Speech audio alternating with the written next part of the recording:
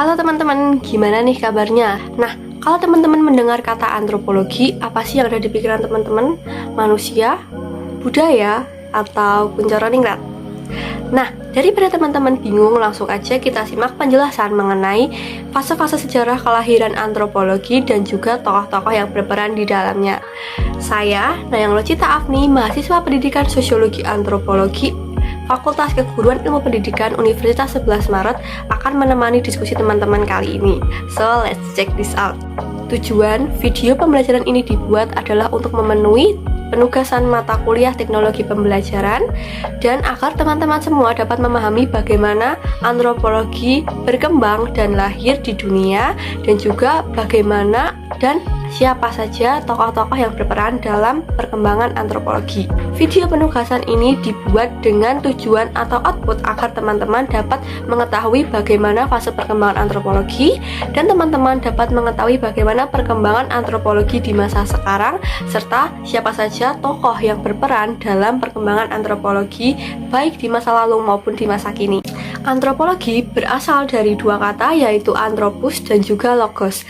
Anthropos berarti manusia dan juga logos berarti ilmu. Dari dua kata tersebut dapat kita simpulkan bahwa antropologi adalah suatu ilmu yang mengkaji atau membahas mengenai manusia, masyarakat, perilaku, dan kebudayaan yang dihasilkan. Menurut kuncoroningrat, studi antropologi ada beberapa. Yang pertama mengenai warna kulit, yang kedua budaya, dan yang ketiga adalah fisik yang dihasilkan oleh masyarakat tersebut. Setelah mengetahui deskripsi dari ilmu antropologi itu apa, mari kita membahas mengenai fase-fase kelahiran antropologi. Fase pertama adalah sebelum tahun 1800-an. Pada fase ini, khususnya pada abad ke-15, bangsa Eropa mulai menjelajah ke berbagai benua seperti benua Asia, Afrika, dan juga benua Amerika. Nah, dari penjelajahan tadi terkumpul beberapa buku kisah perjalanan yang menceritakan mengenai ciri fisik, adat istiadat, bahasa, dan juga susunan masyarakat serta suku bangsa yang ada di Asia, Afrika, dan juga Amerika. Bahan-bahan pengetahuan tadi biasa kita sebut dengan etnografi. Nah, teman-teman tahu nggak sih etnografi itu apa? Fase kedua adalah pada tahun 1800-an. Pada fase ini muncul karangan yang disusun berdasarkan etnografi yang sudah ada yang dikembangkan berdasarkan cara evolusi masyarakat pada saat itu. Pada fase ini, antropologi berkembang untuk tujuan akademis, yaitu untuk mempelajari masyarakat primitif dan juga kebudayaannya dengan tujuan untuk memahami bagaimana tingkat sejarah penyebaran manusia pada saat itu. Fase ketiga adalah pada awal tahun 1900-an. Pada fase ini, antropologi berkembang menjadi ilmu praktis.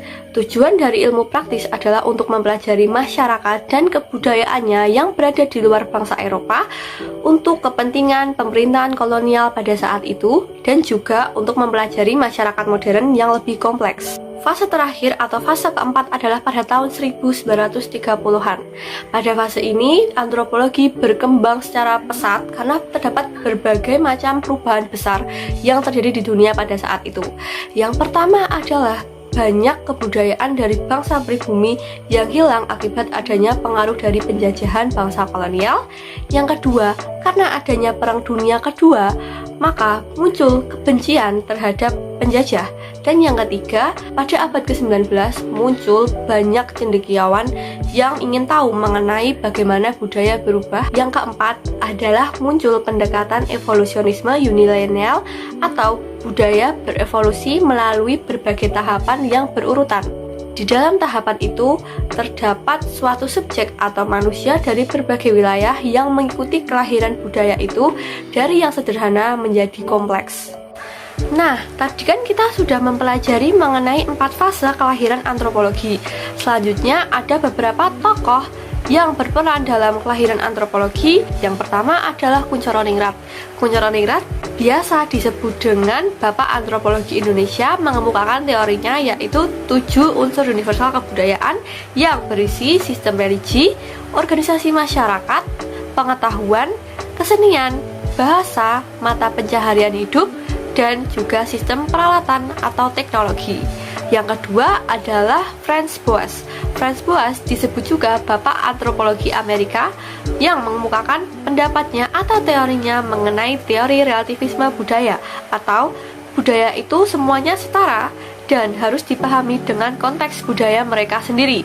Yang terakhir adalah Bronislaw Malinowski mengemukakan teorinya mengenai teori fungsionalisme, bahwa semua kebudayaan itu bermanfaat di mana budaya itu terdapat. Setelah mempelajari berbagai tokoh yang berperan dalam perkembangan atau kelahiran antropologi, mari kita membahas mengenai antropologi di masa kini.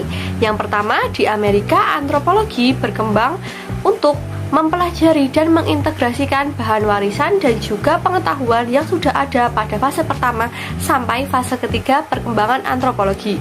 Yang kedua, di Inggris dan negara bawahan Inggris, antropologi pelajari untuk meneliti suku-suku yang ada di negara tersebut.